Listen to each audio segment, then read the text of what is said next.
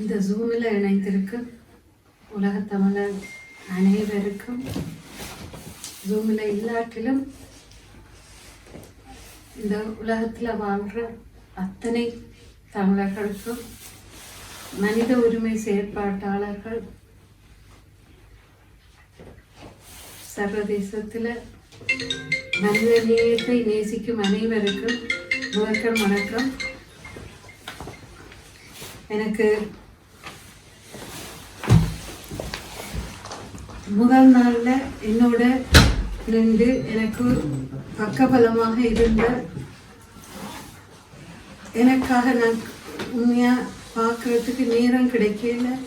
எத்தனையோ போராட்டங்கள் தொடர்ந்து ஒவ்வொரு இடத்துலையும் நடைபெற்று வருகிறது என்று கேள்விப்படுற மக்கள், எங்களோட தமிழ் மக்களை நம்பித்தான் நான் இந்த போராட்டத்தை தொடங்கினேன். தமிழ் மக்களை விடுவிக்க வேண்டும். அதுக்கு இந்த 4 அம்ச கோரிக்கை முதலாவதாக 1, 2, 3 எந்த ஆர்டர் இல்லாட்டினா இன்டர்நேஷ்னல் கிரிமினல் கோர்ட்டுக்கு இலங்கை அரசாங்கத்தை ரெஃபர் பண்ணணும் என்று சொல்லி IIM international impartial independent investigation mechanism, அது IIM IIM சிரியா அல்லது மியான்மர் அந்த இதில், அதாவது ஒரு குற்றவியல் தொகுப்பு செய்ய வேண்டும். ஸ்பெஷல் ரெப்யூட்டிவா ரெஃபரண்டம். நாங்கள் எங்களுடைய தாயக பூமி, நாங்கள் அது குறித்தடையவர்கள், அது எங்களுடையது என்றதை வலியுறுத்த, மற்றது எங்களுக்கு சுய நிர்ணயம், நாங்கள் எங்களுடைய அரசியல் எங்களுக்கு என்ன அரசியல் வேணும் என்பதை நாங்கள் தான் தீர்மானிக்க வேண்டும். அதுக்குரிய ரெஃபரன்ஸ் ஆனால் யூஎன்ஆல் நடத்தப்பட வேண்டும் என்ற 4 கோரிக்கை. இது நான் வைத்த கோரிக்கை இல்லை. நான் வைத்த கோரிக்கை எனக்கு முதல்ல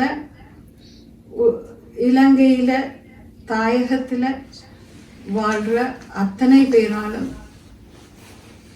உலகத்தில் டயாஸ்பரா தமிழ்ஸ் என்று சொல்லி இருக்கிற அத்தனை பேராலும் ஒருங்கிணைத்து வைத்த இந்த 4 கோரிக்கை, தாயக தமிழர்களுக்கும் உலகளாவிய வாழ்கிற அத்தனை தமிழர்களும் வைத்த அதே கோரிக்கையை உங்களுடைய பேசுமுகமாக, உங்களுடைய வாயாக நான் இங்கே இருக்கிறேன்.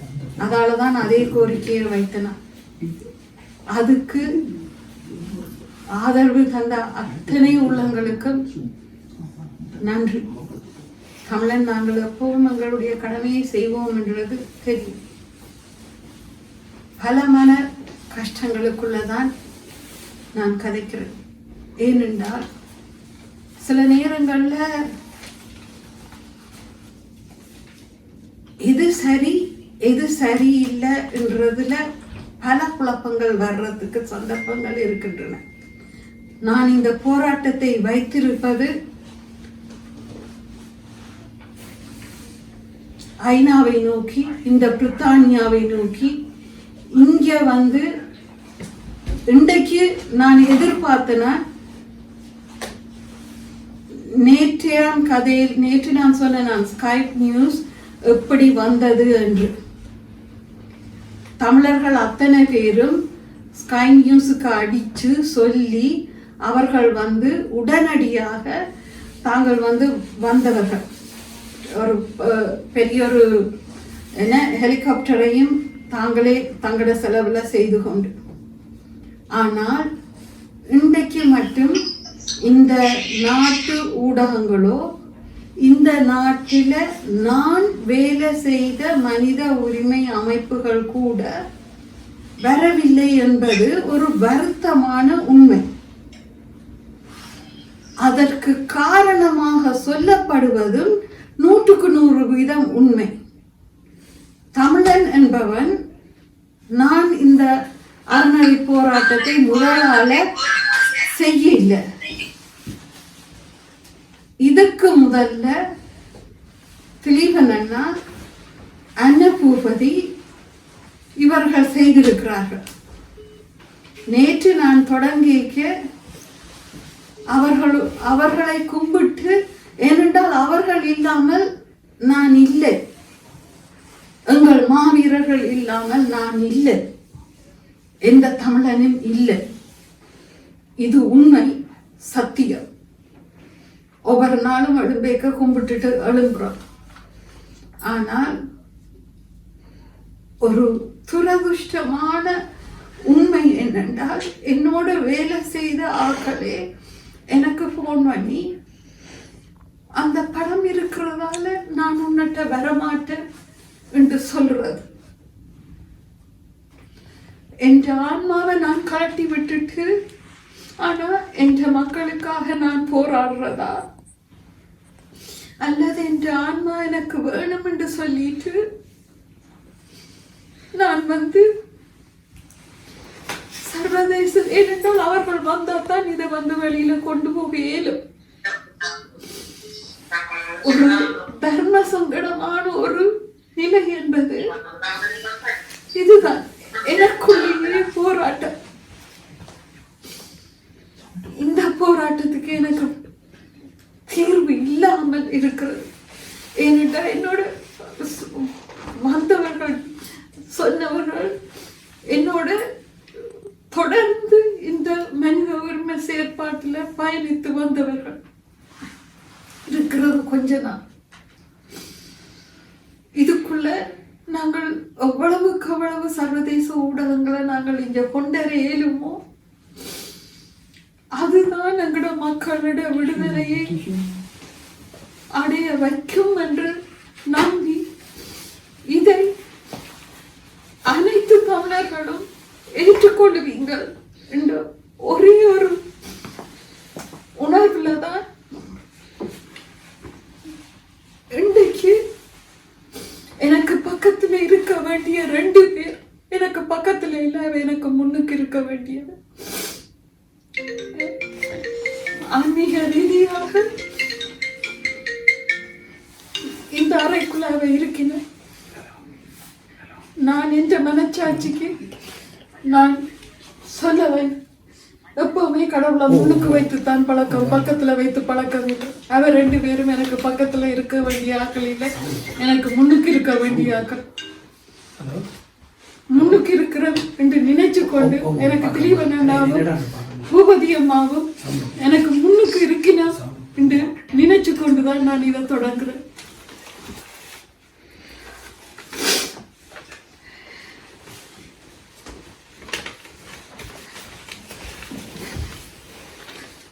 தமிழனுக்கு போராடி தமிழன் நான் போராடுறதுக்கே எங்களுடைய மனச்சாட்சியை கொண்டு தான் நாங்கள் போராட வேண்டிய ஒரு துர்ப்பாக்கிய நிலை, வேற ஒன்றும் இல்லை.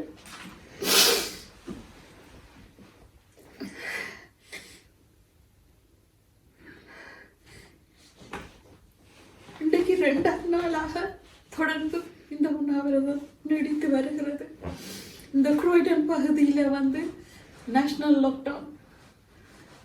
இது யூகே மட்டும் இல்லை, இந்த கோவிட்ன்றது உலகளாவிய ரீதியில் இருக்குது. அதால அத்தனை பேரும் இந்த நாட்டு சட்டத்தை எப்படி நான் முதல் சொன்னேனோ எனக்கு அப்படி தர்ம சங்கடம் என்றது. ஆனா இப்ப இது கதைக்க வரைக்கும் எனக்கு அந்த தெளிவு வந்துட்டு, ஊடகங்களுக்காக எனக்கு உண்மையா நான் எனக்கு பக்கத்துல வச்சிருந்தேன் என்றால் அது நான் செய்யற பிள்ளை. ஏனென்றால் அவர்களுக்கு நான் கிட்டவும் வரையிலாது. நான் உயிரை கொடுத்தா பிறகு வேணும் என்றால் அவையோட சேர்த்து என்ற படத்தை வைக்கலாமே ஒழிய, அந்த தியாகம் செய்யும் மட்டும் அவர்கள் படம் எனக்கு பக்கத்துல இருக்கிறது இல்லை. அவை கடவுளாக எனக்கு முன்னுக்கு இருக்க வேண்டியவர்கள். அதே மாதிரி தான் இப்படி ஒரு குழப்பமான ஒரு சூழ்நிலை தான் எனக்கு தெரியும் மக்களாகிய உங்களுக்கும் இருக்கும். இப்படி ஒரு போராட்டம் வரைக்க என்னை பார்க்கணும் இருப்பீங்கள். ஆனால் இந்த கொரோனா இதுகள் இதை தடுக்கும். அதை நான் விளங்கிக் கொள்றேன். நான் எப்படி தெய்வமாக அவர்கள் 2 பேரும் எனக்கு முன்னுக்கு இருக்கணும் என்றதை நான் நம்புறேனோ, அத மாதிரி நீங்களும் இவருக்கு எதிராக ஏற்பாடாளர்கள் லைவா கொண்டறிவின. அது மட்டும் ஒவ்வொரு நாளுமே இப்படி ஒரு அத்தனை பேரும் செய்யக்கூடியதாக இப்படி ஒரு மீட்டிங் ஒன்று நிச்சயமாக நடக்கும்.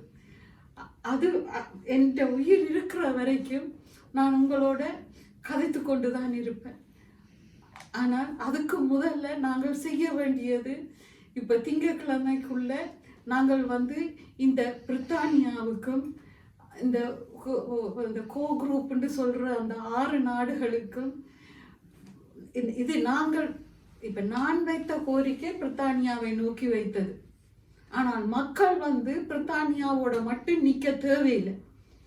ஏனென்றால் இந்த பிரித்தானியா கோ குரூப், அதுக்கு பிறகு 47 நாடுகள், அதாவது யுஎன் ஹியூமன் ரைட் கவுன்சிலில் உள்ள 47 நாடுகளுக்கும் உடனடியாக இந்த 4 கோரிக்கைகளும் இந்த உண்ணாவிரதம் வந்ததுக்கு முதலே இருக்குது. 2015 இருந்தே இந்த ஐசிசிக்கு நான் என்னுடைய ஸ்டேட்மெண்ட்ல நீங்க நேற்று வாசித்ததுல தெளிவாக சொல்லியிருந்தேன். எப்ப தமிழர்கள் ஐசிசி கேட்டு இருக்கிறேன், என்ன அந்த லெஜிட்டிமேட் ப்ராசஸ் என்னண்டு. இதுகள் அனைத்தும் ரெஃபரண்டமாக வட்டுக்கோட்டையிலேயே எங்களுக்கு வட்டக்கோட்டை ரெசல்யூஷன்லயே அது வந்துட்டுது. சரியா? அப்ப இன்னொரு இதை நாங்கள் எடுக்க வேண்டும் என்று சொன்னால், இன்னொரு ரெசல்யூஷன் எடுக்க வேண்டும் என்று சொன்னால் அது ஐநா சபை தான் அதை முன்னின்று செய்யப்பட வேண்டும். அதை கோரி நிற்கிறோம். அப்ப இது எல்லாமே இன்றைக்கு நேற்றில் நாங்கள் எங்களுடைய மக்கள் தொடர்ந்து கேட்டுக்கொண்டு வர்ற ஒரு விஷயம். அதைத்தான் நான் இப்ப எடுத்திருக்கிறேன். அதை நாங்கள் திருப்பி உங்களுக்கு ஒரு என்ன சொல்றது, நான் உங்களுக்கு ஒரு லவுட் ஸ்பீக்கர், நான் உங்களுக்கு ஒரு கருவி, அவ்வளவுதான். நான் இதுல இருக்கிறத பாவிச்சு நீங்கள் தான் அழுத்தம் கொடுக்கலாம். ஏனென்றால் இந்த நாட்டில் சாகுவரை உண்ணாவிரதம் என்றது சட்டவிரோதமான ஒரு சாமான். அப்ப எந்த உயிரை காப்பாற்றணும் என்று நீங்க துடிக்கிற ஆக்களா இருந்தாலும் சரி, மாவீரருடைய கனவை நனவாக்கணும் என்று என்ன மாதிரி நினைக்கிற ஒவ்வொருத்தரும் செய்ய வேண்டியது, உடனடியாக என்ன பார்க்கறது இல்லை. இந்த 47 நாடுகளுக்கும் இந்த குறைந்தபட்சம் இந்த 4 கோரிக்கைகளை இந்த 46வது ரெசல்யூஷன்ல கொண்டு வர வேணும். அந்த கொண்டு வர்றதன் மூலமாகத்தான் இன்றைக்கு தொடரும் இனப்படுகொலையாவது ஒன்றில் நிப்பாட்டலாம் அல்லது ஒரு பாதிக்கு பாதியாவது குறைக்கலாம். அது அந்த ஒரு எண்ணத்துல தான் நாங்கள் இவ்வளவு தூரம் போராடுறோம். அதை நீங்கள் எல்லாரும் செய்வீங்க என்று நினைக்கிறேன். அது எங்களோட தடையை எடுக்கிறதாக இருக்கட்டும், ஐசிசி ரெஃபரல் என்ற பெட்டிஷன்ஸ் ஆகட்டும், இதுகள் எல்லாம் நிச்சயமாக செய்ய வேண்டியது இருக்கு. அதுக்கு முதல்ல உடனடியாக செய்ய வேண்டியது இந்த 47 நாடுகளுக்கும் உடனடியாக இந்த கடிதத்தை அனுப்புங்கோ. அனுப்பி வேணுமென்றால் இதையும் சேர்த்துக் கொள்ளுங்கோ. நாங்கள் இவ்வளவு கேட்டு கேட்டு கேட்டு முருகதாசன் முதல் கொண்டு எத்தனையோ உயிர்கள் இதுக்கு பிறகே போயிட்டுது. நாங்கள் முள்ளிவாய்க்காலுக்கு பிறகு எத்தனை உயிர் போயிட்டுது. 78 அம்மாக்கள் தங்களோட பிள்ளைகளை தேடி, தங்களுடைய பிள்ளைகள் மட்டுமில்லை தங்களுடைய உறவுகளை தேடி தேடி அந்த உறவுகளுக்கு என்ன நடந்தது என்று கூட தெரியாத நிலையில இன்றைக்கு உயிரை கொடுத்துட்டின. அப்ப இன்னும் எத்தனை உயிரை நாங்கள் போக்க போறோம்? அவர்களை காப்பாற்றணும். இந்த ஸ்டாட்டிஸ்டிக்ஸை கொடுத்து அதோட இப்ப இந்த மனித உரிமைகளை செயற்பாட்டில் தொடர்ந்து 80 வேலை செய்கிற ஒரு ஆளையும் சர்வதேசம் இழக்க போறீங்களா? யுஎன் உங்களோட வேலை செய்த ஒரு ஆளையும் இதுக்காக பலி கொடுக்க போறீங்களான்றத கேட்கலாம். ஆனால் அதுல முக்கியத்துவம் என்னென்றால் இந்த 4 கோரிக்கையும் அவ உடனடியாக செய்ய வேணும் என்றதுதான். நான் இதுல சிலர் சொல்ல கேள்விப்படுறேன், சாகுவரை உண்ணாவிரதம் வேறு இடங்கள்லையும் செய்ய போறதுண்டு. தயவு செய்து கை கூப்பிட்டு கேட்டுக்கொள்றேன். எல்லாரும் என்ன கேட்டவ, இந்த சாகுவரை உண்ணாவிரதம் இருக்க வேண்டாம் என்று. ஆனால் இந்த நேரத்துல எல்லா மக்களையும் கடிதம் எழுத வைக்க வேணும் என்றால் ஒரு ஆள் வந்து இதுல இருக்க வேணும். அது ஒரு ஆள் இருந்தால் போதும், வேற ஆக்கள் இருக்க வேண்டாம், தயவு செய்து வேண்டாம். கடிதத்தை எழுதுவா, நாங்கள் வந்து இந்த நாட்டு ஊடகங்களை கொண்டு வருவோம். ஏனென்றால் ஒவ்வொரு நாட்டிலையும் ஊடகங்கள் கையை தூக்கின, ஊடகங்களும் மாணவர்களும் இளைஞர்களும் இவர்கள் சேர்ந்தால், இவர்கள் கையில இந்த போராட்டத்தை எடுத்தால், நீதி கேட்க வெளிக்கிட்டால் அது வந்து அது பாலிசியாக மாறும். அது இந்த 46வது ரெசல்யூஷன்ல கூட வர்றதுக்கு சந்தர்ப்பம் இருக்குது. ஏனென்றா இந்த ஜீரோ டிராஃப்ட்லேயே சில வசனங்கள் இருக்குது. அது வந்து இப்ப உதாரணத்துக்கு சொல்ல போனா OSL பொறிமுறையில திருப்பி வந்து எடுக்க போயினமா, அதை எடுத்து ஒரு பிரயோசனமும் இல்லை. எங்களுக்கு தேவை கிரிமினல் கோப்பு தான் தேவை. அது வந்து எத்தனை வருஷ காலமானாலும் அது இருக்கும், எந்த நாட்டுல சட்டம் கொண்டு வந்தாலும் இருக்கும். அப்ப மற்றது நாங்கள் சொல்ல வேண்டியது என்னென்றால், ICC வேணும் என்று ரெஃபர் பண்ண சொல்லி ஹியூமன் ரைட்ஸ் ஆணையாளரே சொல்லிட்டான், சரியா? ஆனா அவ வந்து ரெக்கமெண்ட் பண்ண இல்லாத என்னென்னா, பிரைம் மினிஸ்டருக்கு ஒரு டியூட்டி, டிஃபென்ஸ் மினிஸ்டருக்கு ஒரு டியூட்டி, அப்படி ஒவ்வொருத்தருக்கும் ஒரு டியூட்டி இருக்குது. அவ சிலது செய்ய இயலாது. அப்ப அத்தனை இணையதள நாடுகள் எத்தனைத்தையும் கேட்கிறா, நீங்கள் ரெஃபர் பண்ணுங்கோண்டு ரெக்கமெண்ட் பண்றா. ஹியூமன் ரைட் கவுன்சில் வந்து ரெக்கமெண்ட் பண்ணுங்கோண்டு. அப்ப இதுக்கு மேல அந்த மனுஷி ஒன்றும் செய்யலாம். இவையே கோட் பண்ணுங்க. எல்லா human right council, human rights watch, இந்த அம்னஸ்டி இன்டர்நேஷனல், இப்ப என்னோட கதைச்சவை அத்தனை பேரும் 2 பேர் என்னோட கதைச்சவை, நான் முதல் சொன்ன விஷயமாக அவர் கூட வெளியிட்டு இருக்கினோம். இதுக்கு வந்து அங்க நடக்கிறது ஒரு இனப்படுகொலை. அதை சிலர் வந்து இனப்படுகொலை என்றதை சொல்லல, ஆனால் அங்க வந்து இதுகள் பேசிக்கா இனப்படுகொலை என்று சொல்லாமல் இனப்படுகொலைக்குரிய அவ்வளவும் அங்க நடக்குது என்று சொல்லி இருக்கணும். அதைத்தான் அதை சொல்லிடு. ஆனா தமிழராகிய நாங்கள் வந்து இனப்படுகொலை ஜெனோசைடுன்றதை சொல்லணும். இதுகளை நாங்கள் சொல்லி இவர்கள் இவ்வளவு சொன்ன பிறகும் நீங்கள் இது கொண்டு வராட்டில் எப்படி 2009ஆம் ஆண்டு அத்தனை தமிழர்களும் வீதியில் இறங்கி போராடிக்க நீங்கள் வந்து ரெஸ்பான்சிபிலிட்டி டு ப்ரொடெக்ட் அந்த இதை எவோக் பண்ணாமல் பிளவிட்டு இன்றைக்கு இவ்வளவு பெரிய பேரழிவு நிகழ்ந்ததோ, அதை விட மோசமாக அதே அரசாங்கம் தான் இப்ப இருக்குது.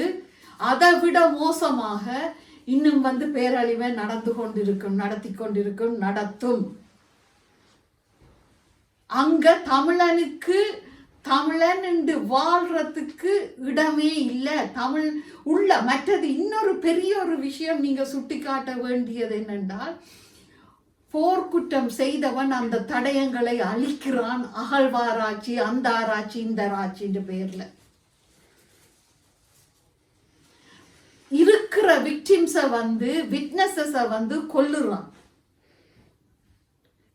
இன்னும் தொடர்ந்தது என்றால் வெளிநாட்டில வாழுற விட்னஸ் கூட, அதான் சாட்சிகள் கூட உள்ள மதிப்பு, மரியாதை, நம்பிக்கை அத்தனையும் அழித்து விடும். அது கோத்தபாயா பிளான் பண்றதும் அதுதான். ஏனென்றால் இதுக்குள்ள கொண்டராட்டில் தமிழாக்கள் எல்லா நம்பிக்கையும் இழந்துடுவினம்.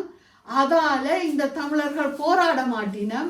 இன்னொரு 10 வருஷத்துக்கு பிறகு இன்டர்நேஷனல் கிரிமினல் கோர்ட்டுன்னு நீங்க எந்த கோர்ட்டுக்கு போனாலும் சாட்சி சொல்ல வர மாட்டினம்.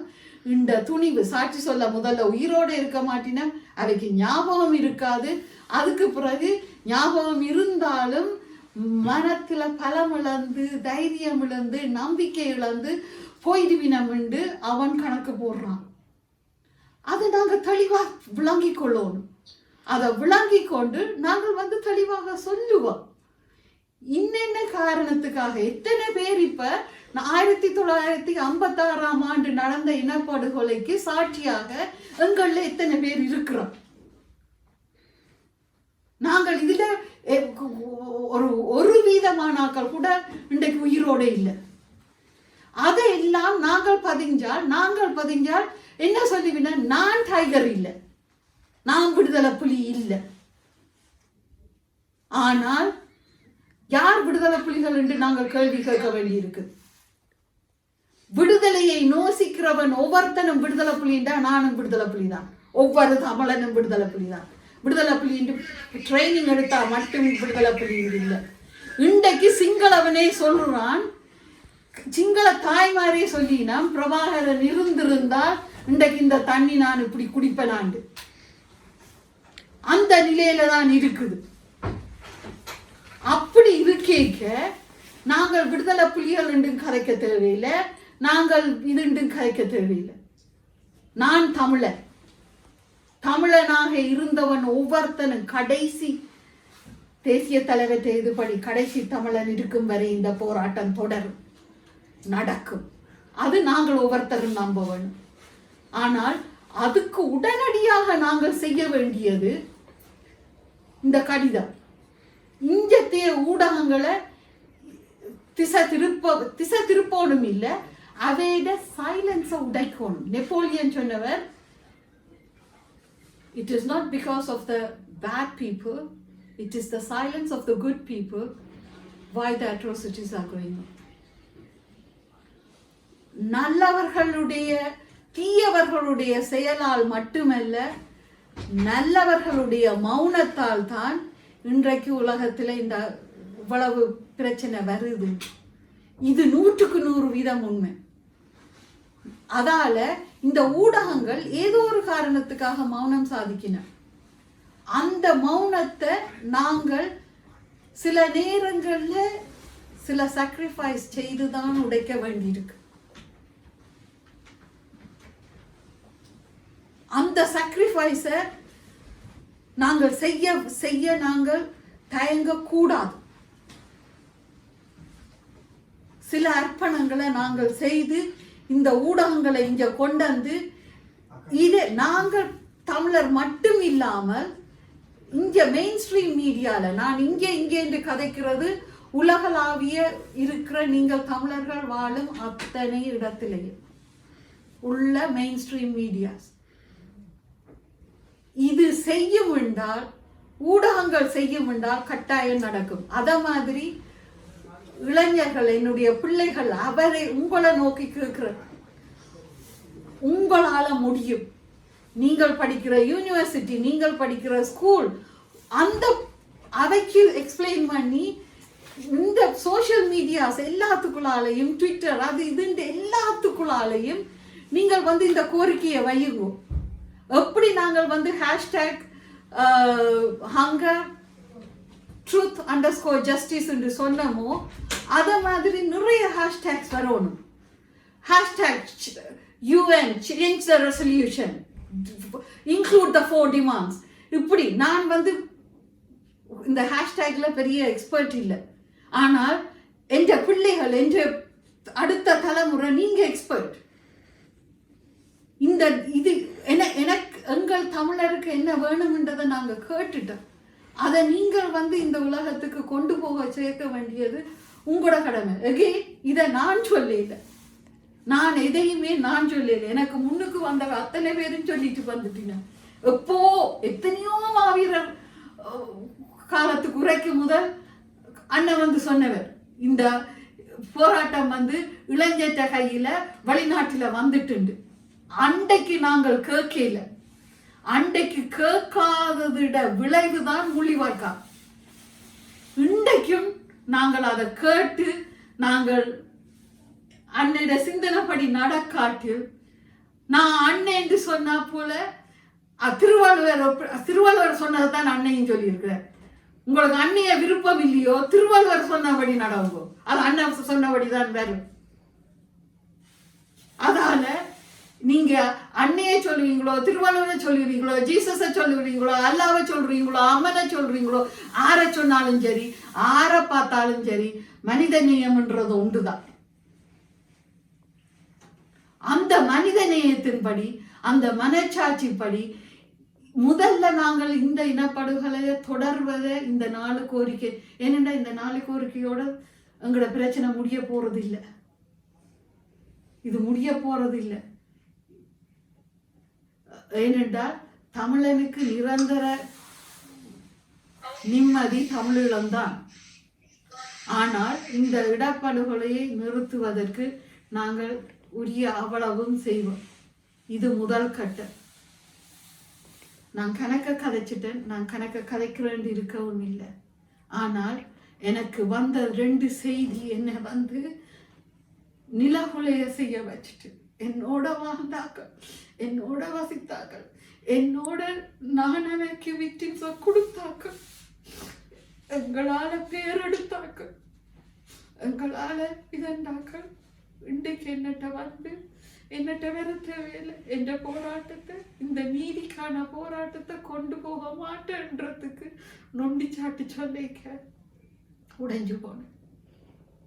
ஆனா இதுதான் யதார்த்தம். யதார்த்தத்தை நாங்க விளங்கி நடப்போம். தமிழரின் தாகம், தமிழீழ தாயம்.